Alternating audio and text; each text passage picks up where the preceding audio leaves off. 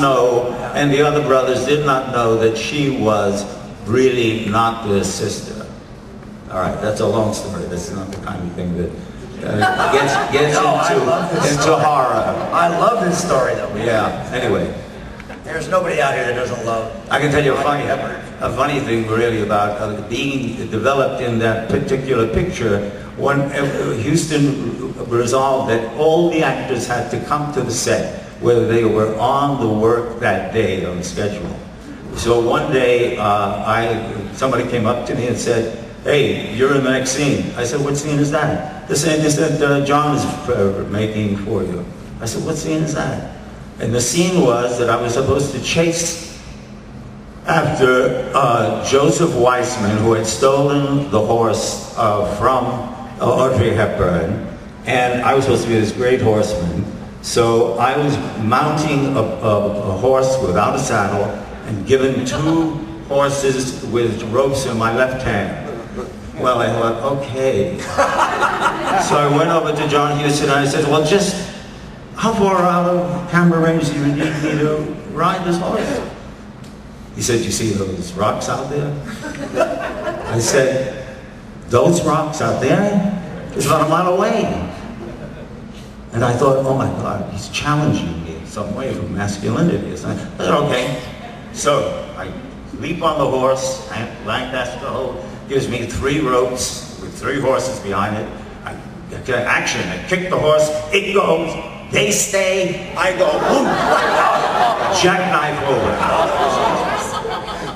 There's great silence. I get up because they think maybe I'm dead. And everybody starts laughing because I'm not dead. So I had to do it once more. Huston said, "We'll do it again, son. This time, roll them out a little slower." And I said, okay.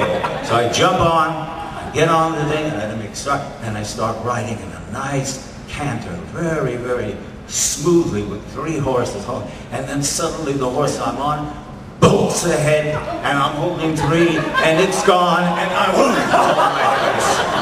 3 more times I did that. Each time I came back 100 yards, 150 yards away, and heard Huston say, "How you feeling, son?" I said, "I'm okay." He says, "Good, we'll do it again." On the 5th time, I let go of the reins because I found out that I was riding a mare and the horses behind her were nipping at her backside. So. But he thought I was wonderful. I thought I was really brave doing that. See, anyway, get back to horror.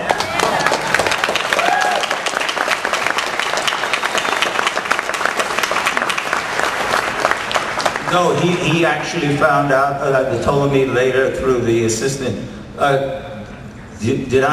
could I really jump from one horse to another as it was planned in the thing? In other words, jump from a horse that was tired to the next horse and then the next horse. And I said, "Are you crazy?" And I didn't do it. My stunt man did it, and he said he'd never been beaten up more in his life in a stunt in that movie. Oh. Okay. Good choice. Brooke, what part did you lose? Oh my, I've lost so many parts. I mean, it's just like, I'm trying to think of them, was thinking of them and listening to your story. Lost so many parts, but the interesting thing was that when I lost them, I hope this doesn't sound arrogant, because I don't mean it like that, but I think I kind of, I had a different attitude about being an actress. It was about business. And if I didn't get a part, I assumed that they had made the wrong mistake. They made a mistake. It was their fault. It was their fault. I was like, what's wrong with them? I didn't get the part. Are you crazy? And my agent would say, well, yeah, you didn't get it. And they said that your reading was, I said, what? What's the problem? I mean, so it was like, I was like on a whole different place. But there were a lot of parts that I didn't get. There were also parts that I'd gotten that I wish I hadn't gotten because I saw them and I was so bad. Oh my God, what was I thinking? So it's just, it's a whole kind of like storehouse of roles that were wonderful and fun and working with incredible people. Just there's so many stories. I wanted to go back to something that was said about Wes Craven and about writing, and I was talking today to Jennifer about it. it occurred to me that each of us have a definitive line, multiple definitive lines, that as soon as you say them, you have a picture of who it was that said it and where they were and what the circumstance was. And that, you know, whether it's followed with a curse word or whatever, that's really brilliant writing. To take 5 or 6 words and have them be something that the character says, and you immediately, whether it's underlay, which is like, it sums it all up, you know? But that's really fine writing. I mean, that's like Shakespearean ability to write, and then to put it in the current context, in the current language. It's really, it is a great gift. And I felt very, very fortunate to be able to work with Wes. And I did go over to him. You were there. This was on 4. And I said, excuse me, I don't understand why I'm back. I mean, you know, what happened in the last one. And you turned to me and you said, Brooke, shut up. Got it. Hey, well, Jennifer, what's some great role you lost? I lost September with to Charlize Theron. Oh, yeah. The Femme Nikita to Bridget Fonda.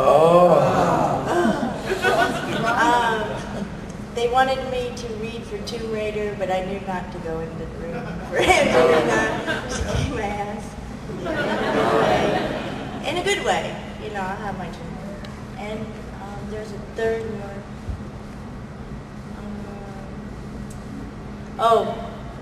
Well, if we're talking. Well, no, never mind. I'll tell you one that Jennifer landed that I love, and more recently, I was talking to Jennifer last night about this, and I'm going to forget the title, the HBO film. The Fear Inside You by Leon Chaso. The Fear Inside You, and I'm a big fan of the Handeke film and its remake with Naomi Watts, Funny Games.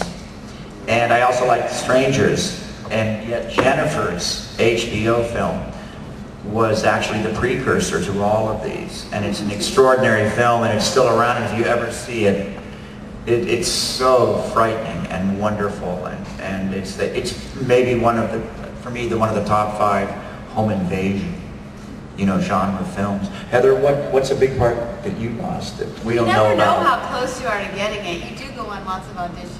I think after 3 callbacks you can call it. I don't think I've I think ever you're in the had 3 mix. callbacks. Oh, stop. No, I'm the worst auditioner I think on the planet.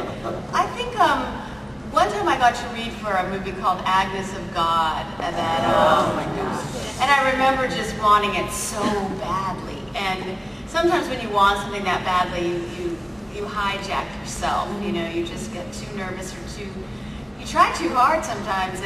But there were a lot. I remember getting kind of devastated when I didn't get Quarterback Princess. But that was early in my career.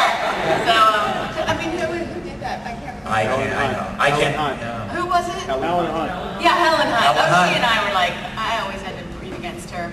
And so it was always like that, you know?